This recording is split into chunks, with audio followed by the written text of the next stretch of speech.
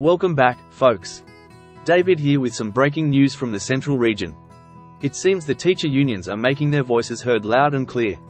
According to a notice issued by the teacher unions, they are gearing up for a regional protest against what they describe as the government's feet-dragging posture regarding the renewal of the collective agreement.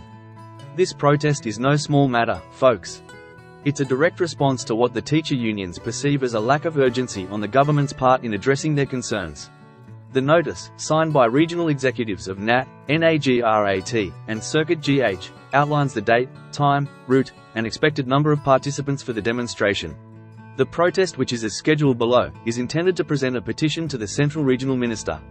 Date, Wednesday the 8th of May 2024. Time, 8:30 am to 11 am. Number of participants, 1,000. Converging point, route, Cape Coast Stadium, Abura, through Petty Junction through Adisadal, through City, through Master Sam Road, through Infansipim Junction, through London Bridge, through Ashanti Road, to the Regional Coordinating Council. With over 1,000 participants expected to converge at the Cape Coast Stadium and march to the Regional Coordinating Council, this protest is sending a clear message.